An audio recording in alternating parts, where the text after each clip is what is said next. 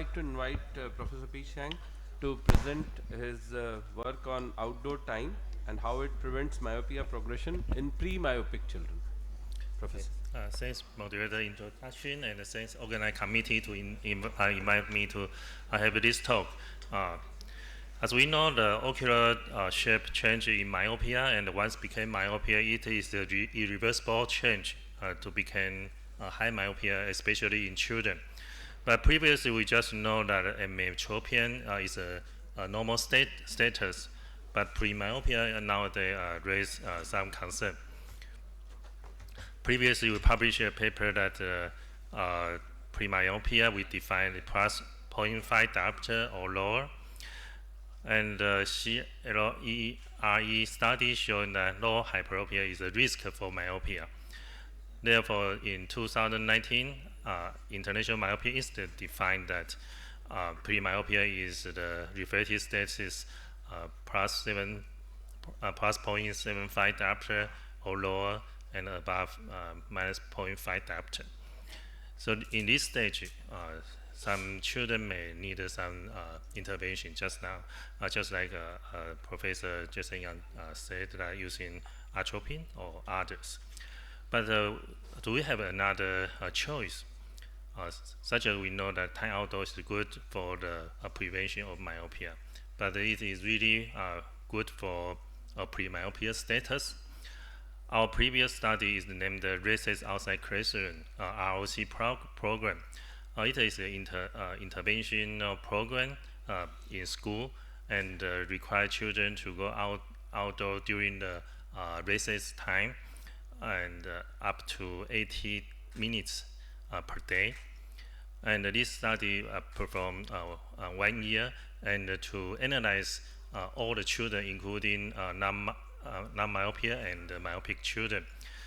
And we can see that in the myopia shift or myopia progression is less in this study. And after 1 year, we can see the 50% reduce 50% new onset of myopia.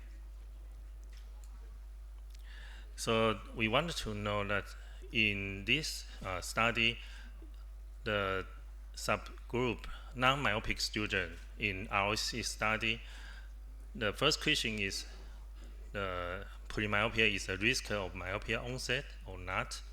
The second question is outdoor activity is a protective factor against pre-myopia. So this subgroup analysis, we choose the non-myopic school children, define the pre-myopia just now like IMI definition. Hyperopia is plus 0.75 diopter or above. The total, the boy and the girls total is 295 children, 174 in ROC group, and the other 121 in control group. There were 46 hyperopias. The mean age is around 8.5 years old. Baseline spherical equilibrium is plus 0.38. And after 1 year, the myopia incidence is 23.7%. So we look at the non-myopic school children. We put into the pre-myopia and ROC program and other factors. So finally, multi-logistic analysis showing pre-myopia has 40 times risk for myopia development.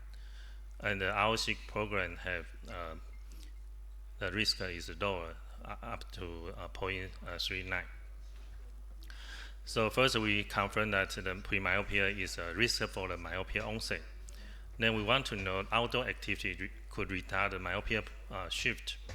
So we analyze pre-myopia school children. We can see that after 1 year, myopia incidence around half. In the ROC group is around 90.6%, but in the control group is 37.8%. And then the final spherical equivalent significant lower in ROC group, and the myopia shift is also almost half of the control group, minus 0.2 diopter versus to minus 0.4 diopter. So we can see outdoor activity intervention, program intervention in school can reduce almost half of the myopia is onset. If we look at the pre-myopic school children, we put the multi-variant regression, and only the most strong protective factor is the ROC program, is outdoor activity program. So we can see that pre-myopia is a risk for the myopia onset, and outdoor activity could protect against the pre-myopia. Our previous study using 0.025% atropine in pre-myopic children, if we look at the control group, after 1 year, almost half of them became myopia. Just now, Professor Jason Yang showing their study. If we look at the placebo group, 2 years myopia incidence is almost half, almost 50%.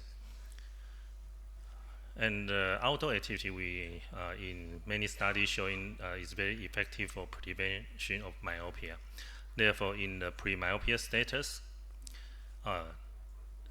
we should know the children's refractive status, especially using the psychoplegic refraction. WHO had a suggestion that the age of 18 years old or under, psychoplegic agent is necessary to know the children's refractive status. So in this study, we find that premyopia is very high risk, almost 14 times risk for the myopia development. Outdoor activity will reduce myopia risk around 60%. Myopia incidence and the myopia progression almost half slower by outdoor activity in premyopic children. Therefore, this study summary showing that premyopia status is very important. We should regularly monitor psychoplegic refraction, early detection, which children is in the premyopia status. Intervention is necessary. Maybe we can use outdoor activity, maybe we can use the low-dose atropine or combination. So we are ophthalmologists. Therefore, the children myopia is a disease. We should diagnose, monitor, control, and the treatment. Thank you for your attention.